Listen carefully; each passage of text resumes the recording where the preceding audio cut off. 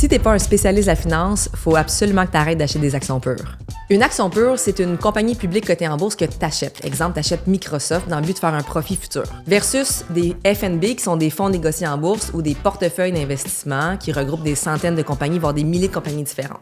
L'erreur que les gens font, c'est celle-ci. Si tu avais acheté Air Canada il y a 5 ans, ton rendement aurait été de moins 33 %. Lion Electric, 5 ans, moins 99,95 $.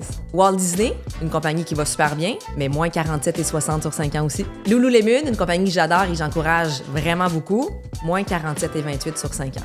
Puis honnêtement, ça, c'est vraiment un cas réel d'un client que j'ai vu il y a quelques semaines, puis j'en vois des comme ça toutes les semaines de toute façon. Ce gars-là, il avait un feeling que ces compagnies-là qui ont une forte image de marque, puis qui ont une belle notoriété aussi, on se le cachera pas, il y avait un feeling, puis c'était très spéculatif, puis lui, il allait faire du profit avec ça, mais la réalité, c'est qu'il a mis 50 000 dans ces 4 positions-là. Il est rendu avec un portefeuille d'un petit peu moins de 25 000 $ aujourd'hui à cause de cette erreur-là.